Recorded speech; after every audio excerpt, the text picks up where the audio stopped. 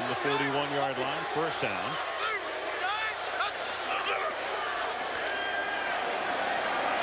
Fever protected very well and then throws, and it hits McMichael on the dead run, and he leaps his way to the 6-yard line. Oh, that first down passing, that's one of the plans that Norv Turner's had. You know, that we have to be able to run the ball, then we have to get them play and run on first down, and then we have to be able to fake the run and then get the play action pass. Now here's McMichael. He starts on the right, comes all the way across, and just as he gets by that linebacker, Jay Fiedler gets him out and leads him out in front.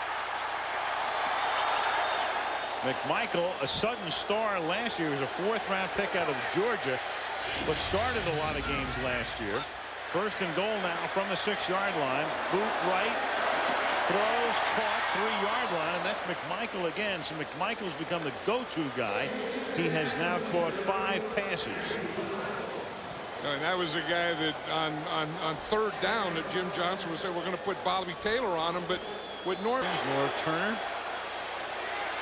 He and Wannstedt coached together at Dallas under Jimmy Johnson on 2nd down and goal. Williams to the outside. And he gets to the goal line for the touchdown. Nothing happening through the middle. And then he got it behind Chambers and through the block he needed to get him to the chalk.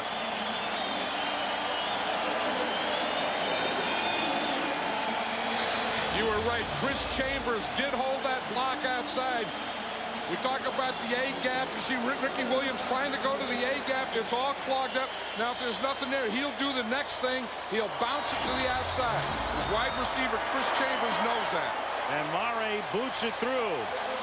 And so the Miami Dolphins have erased a 10-point deficit in a critical game for them. 9:44 left in the third, 24-24. At halftime, Dolphin legends gathered to celebrate 2 of their own. Mark Clayton and Mark Duper were inducted into the Miami Dolphins honor roll. And I've got the Marks brothers with me right now. I'm going to start with Mark Clayton. Mark, you've had a lot of great moments as a Miami Dolphin. How did tonight's halftime presentation rank with you? Well, it had to rank up there pretty high. I think I put that right up under going to the Super Bowl. It's really a very special honor, and I'm really elated that I can share it with my family and friends and the fans of Miami. Congratulations. And now over to Super Duper. In today's game, so many wide receivers are constantly screaming, bitching, and whining for the ball. How was it that you two were able to coexist and excel as teammates? Well, you see, the thing is that when you're playing football, you can't be selfish. It's 11 people on the field. And the thing is, you got running backs, you got tight ends, and you got quarterbacks. The thing is, when you get the chance to make the play, shut up, make the play, then you be happy. No fancy touchdown gimmicks or celebrations for you? No, I never did do that. I want to wish my daughter, Alexandra Christina Duper, happy birthday. All right, Al, back up to you. All right, thank you, Lisa. The Marks brothers being enshrined, and right now, Terrell Buckley had a chance for the interception and might have gone all the way and watched it go through his hands. And you were right, Al. If he would have gotten that interception, he would have gone all the way. Out is alive. It's 3rd down and 4 at the 36-yard line. McNabb gets a block, throws on the run, and again, it's that running forward, and Freddie Mitchell makes the catch. And as we've discussed before, he's so accurate when running forward, and when he begins to run forward, then the defense has to think about him running, so they have to come up as McNabb again. They put pressure on him, and Westbrook can't hold it. And a flag is thrown down where McNabb goes down. And the way the Dolphins are reacting, it's going to be against them. And Junior Seau may be the recipient. Personal foul against Miami. So instead of a punt here, it's going to be a first down. Oh, and Junior Seau, it was that same thing. It was that 3-man line. Roughing the passer. Number 55 defense. 15-yard penalty. And first down. Junior Seau is the spy, and he's responsible for Donovan McNabb. Here he is right here. So if Donovan McNabb starts to run, he has to go get him. So when he starts here and he sees him, Junior Seau is going to come up and get him. Well, I don't know about this one. He tried to pull up. The thing is, it was late, though. I mean, the ball was gone. You can't touch him after the ball's thrown. He took more than one step. One of Junior's teammates wasn't too happy with him, but that's his job. I mean, that's his job, is to spy, and then he got beat on it a couple plays before, and he was going to get him now. Terrell Buckholder to the 29-yard line, halfway through the third quarter. How the Eagle big guy's been doing tonight? Well, for Donovan McNabb, he's up and over 200. That's 201 yards through the air. He's also rushed for a touchdown. Deuce Staley's only carried twice.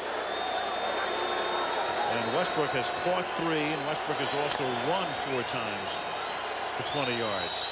Meanwhile, Thrash tonight, their #1 receivers caught 2. Pinkston's caught 2.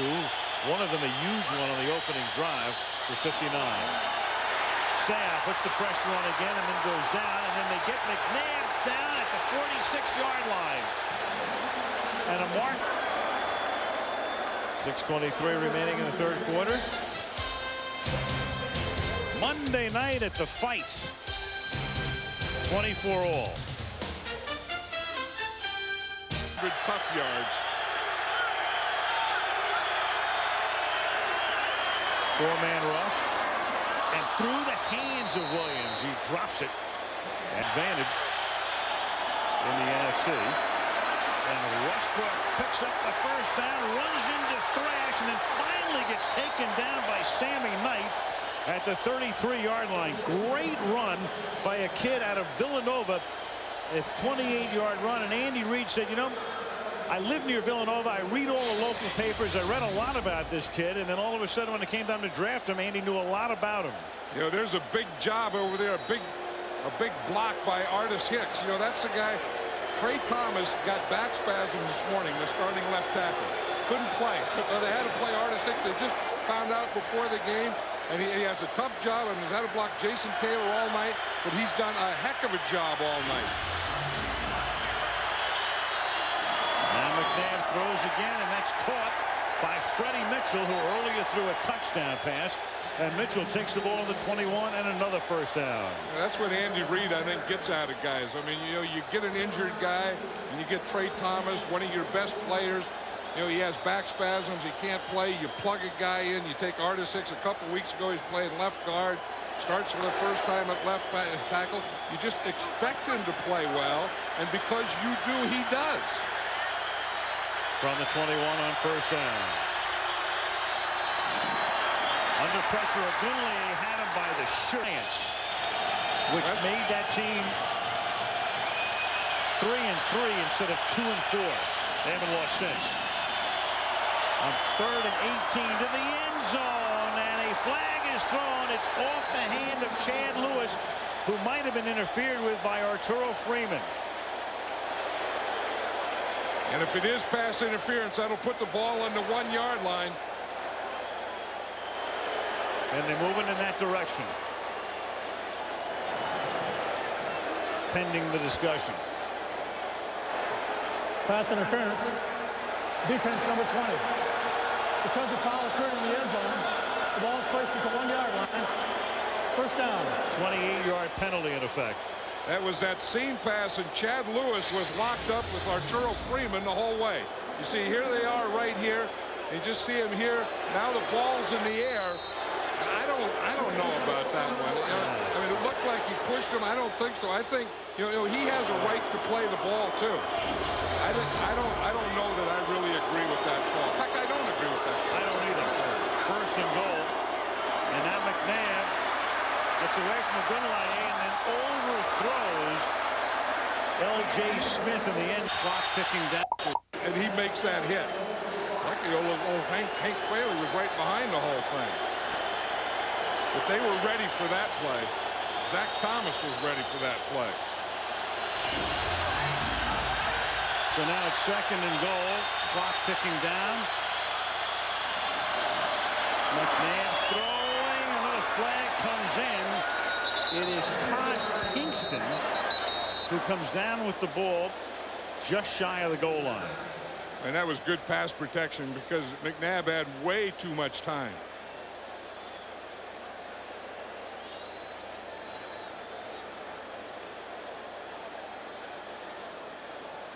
Ron Winter has had a fairly active night. You know, it's nice to see a referee wear glasses, though, isn't it? You know, there were years that they never wore glasses, and you knew, heck, some of them have to wear glasses. Yeah, Jim Fossil said he needed a new prescription because he did the Giant 49er playoff game last year. Play. Illegal use of hands to the face. Defense, number 29. That penalty is declined. Holding. Defense, number 54. That penalty is accepted. Half the distance to the goal. And a first down. Thomas and Madison. Tell you, Zach Thomas is so active and such a good player. I mean, he plays the run very well. He's all over the place, but they do try and get him in the pass coverage. Now watch Thrash right here, and you see right there. You see what Zach Thomas does. He has to take away that inside. He can't let Thrash get to the inside, and he takes it away by holding him. That's the end of the third quarter. Philadelphia 24, Miami 24. And Monday Night Football continues after this from our ABC stations. Have to be if you're an offensive lineman in the end zone. You're on the goal line or in the paint, and you are ineligible. So you have to be extremely careful in that situation. That's why the call was made, because he was just into the end zone. And anytime, you know, timing breaks down, those kind of things happen. Here is where they like to run the shovel pass. They've already run it, and it didn't work. I would think they also like a bootleg here. He said they swing it outside, and it's Correll Buckhalter who tries to dive into the end zone, and he's going to be ruled out inside the 1-yard line. So Buckhalter trying to dive into the end zone, but the ball was over the boundary before he got to the goal line. Now this is what they call a Wally screen. They just kind of throw it short and get one guy out there. Usually it's a lineman. On that play, it was their fullback, John Ritchie. And asked Andy Reid, where you got that word Wally? And he said, I don't know. And then he said, well, it's my middle name. Meanwhile, they may challenge this call because the officials are going over to Andy Reid. They ruled him out inside the 1. Where's the ball is the question. Well, it winds up, of course, out of bounds. But well, after he had crossed the goal line. That's a touchdown. It is a touchdown because the goal line extends, as they like to say in our rules meetings in August, around the world, in effect. Yeah, see, and he's in the air. On the field. And even though that ball is outside the pylon, as you said, that does extend around the world. That was a touchdown. Did any part of his body cross over the pylon while he's holding the ball? It would be a touchdown. If any part of his body, here's the deal, if any part of his body crosses the pylon when he has the ball, and it looks like it does, then it is a touchdown. Yeah, see, and you can carry the ball out of bounds. I mean, the ball can be outside the pylon, which it is. But that's that little Wally screen where they usually get like one lineman out there, a single lineman out there. This time, instead of a single lineman, you see the block right there. That was the fullback, John Ritchie. If no part of his body crosses the pylon, then the ball is out of bounds where it crossed the boundary. But if he goes up into the air, and clearly a part of his body, the ball included, in his right hand is over the pylon in the air, then the imaginary goal line, as I say, goes. It probably just doesn't go around the world, John. I think it probably goes as far as like Sarasota. But in this case, it's a touchdown. The one over on that side goes to New Orleans. You're right. It kind of runs into the water there if it doesn't get hit by a tornado. I've got too many rule books in my life these days. I'm still trying to figure out the triangle offense. That's another story. Does that go with a zone defense or no zone defense? And 2 technicals gets you thrown out of the game. Ask Gary Payton. But again, that's another story. See, here's the plane. The plane goes all the way here. So as long as that ball gets across his plane, as we said, it extends out here, so it can come out of bounds. He's in the air. So now, as long as the ball breaks his plane and the plane comes all the way out here, then it's a touchdown. And the ball breaks the plane. That's a touchdown. Yep.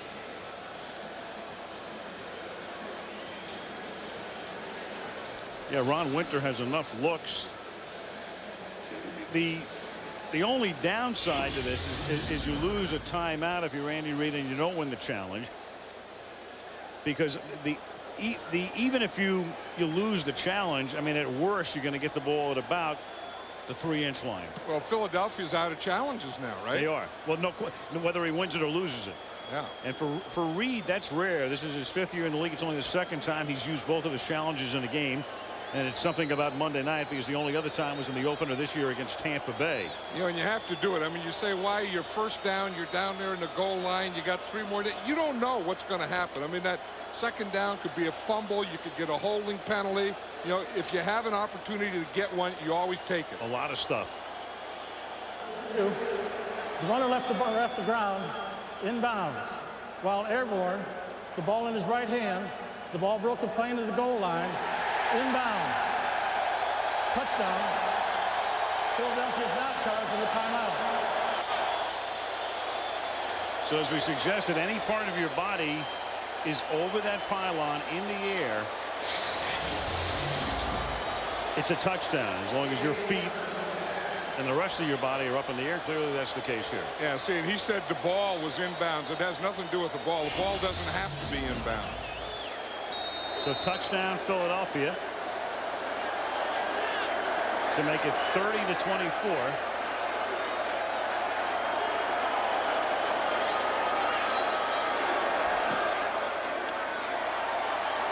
So Akers with the extra point. Buckhalter is able to dive in for the touchdown, and the Eagles are up by 7. What's everyone talking about this holiday season?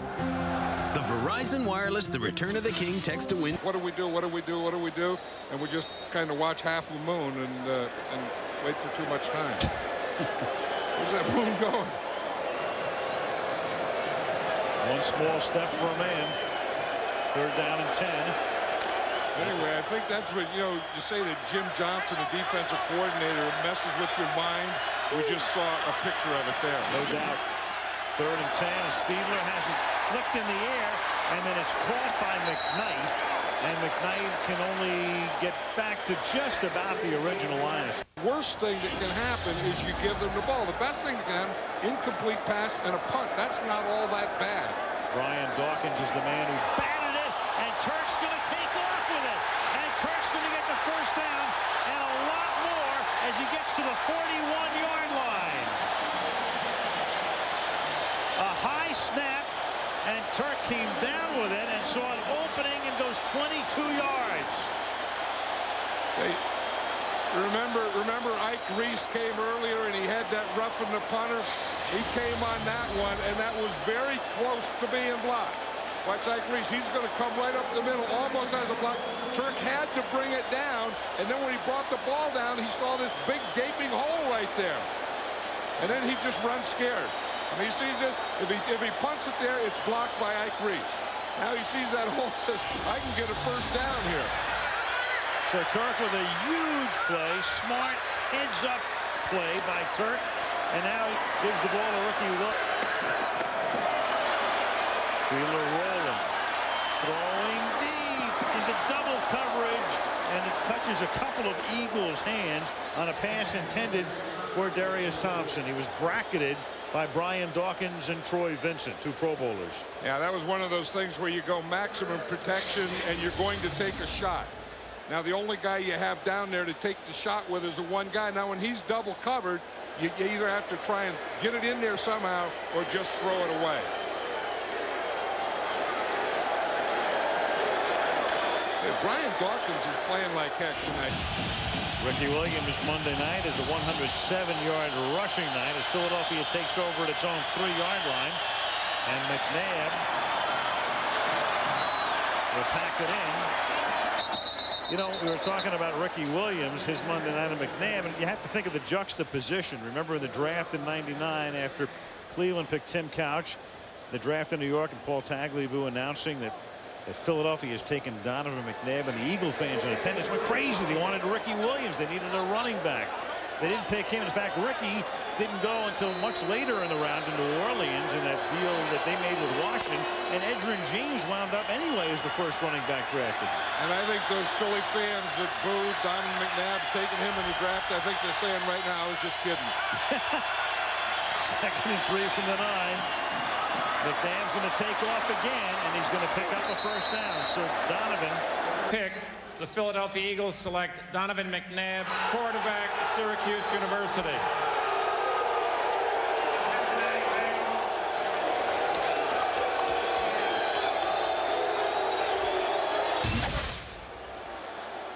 So that was the year you had Couch, McNabb, and then off the top of my head, Achilles Smith goes to Cincinnati, and Edgerrin James goes to Indianapolis from the 16-yard line on first down. Big hole for Deuce, and a first down for Staley. Bought packages over the winter and tickets, and that is McNabb hitting Lewis, who sheds Thomas and then gets taken down finally by Marion, but not until he reaches the 50. And so the Eagles have dug themselves out of a hole on a play that on a drive that began at their own 3 and now reaches midfield. That's good for 60. The Eagles have kind of gone away from the blitz. And Fever's pass is picked off by Michael Lewis, and Lewis takes it to the 32-yard line on a pass intended for James McKnight. And so Philadelphia now at the 32, first down, and Miami is compelled to use their timeouts defensively and keep them out of field goal range. And they have one of the best in the business in David Akers. Getting a little darker in Miami right now. Wind has really picked up. Of course, as I say that, the little flags on top of the goalpost hang limp, but there they go again. Now you know what I'm talking about. Only half crazy. 42-yard field goal attempt for the man who right now is the second most accurate kicker of all time, second only to the Colts' Mike Vanderjagt. 42-yard attempt, and the kick is good. Not only good, but gigantic. 10-point lead, 2-minute warning. So only one timeout, and Andy Reid with a smile, because he knows the Philadelphia Eagles right now, with a win, would have the #1 seed at the moment over the Cardinals in the NFC. Miami down by 10.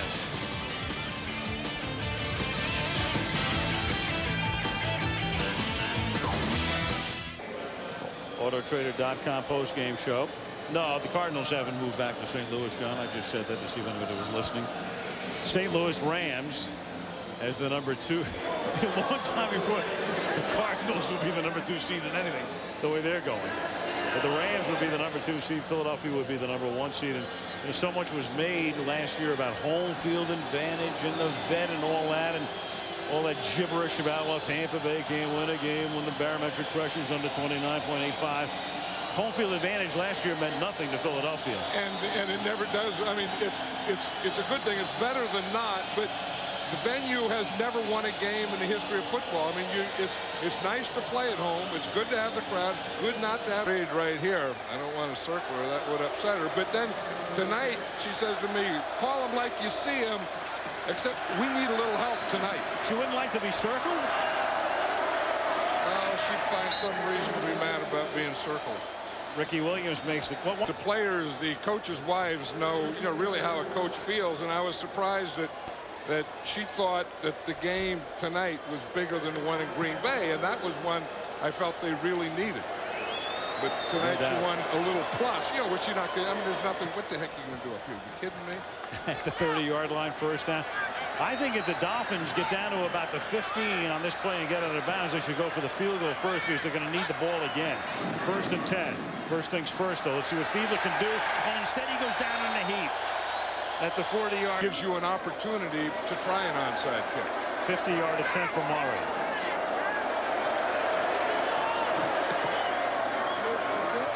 Long enough and good. So you have 14 seconds remaining. You need to recover an onside kick and then fling one deep. 34-27. And then your whole season may be dependent on this onside kick, and you're flinging it deep. Right inside the pipe. And cleared it by plenty. That's a 50-yard field goal, more than halfway up the plane of the up. Right now trying to get his team a 9th straight win, and this will make it 11 of their last 12. High bounding ball, and it goes out of bounds. And with the new rule here, that means the ball is going to go to the Philadelphia Eagles. Yeah, they used to let him kick it, and if it went out of bounds, there'd be a 5-yard penalty, and you could try it again. Kickoff out of bounds on the kicking team. By rule,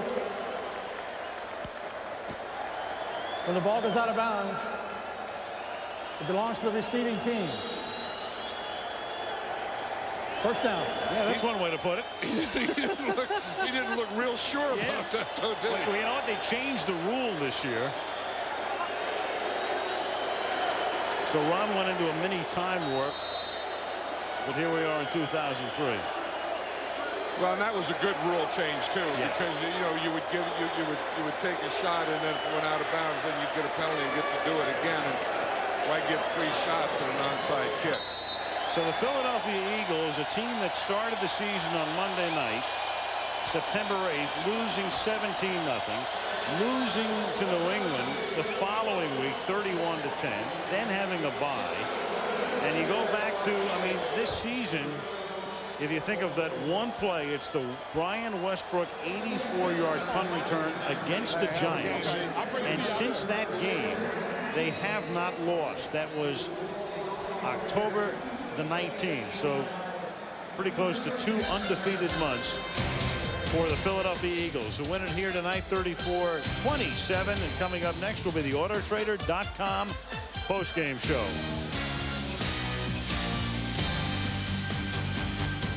Now, Al Michaels. Things began on a very positive note for Philadelphia. Here was their first offensive play. Todd Pinkston running that skinny post and a 59-yard pass from McNabb. That led to Brian Westbrook's touchdown.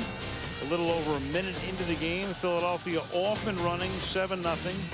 Miami kept coming back, tied the score 14 all. But Fiedler in the 4th quarter throwing this one, which was picked off by Brian Dawkins, and Philadelphia was able to go on to a 9th consecutive win by a score of 34-27. And on the horse trailer, one guy from each side. Donovan McNabb tonight, 15 of 27 for 236 yards. And Brian Dawkins, the tough Philadelphia safety who's missed so much time this year because of a foot injury. Big game tonight for Daw.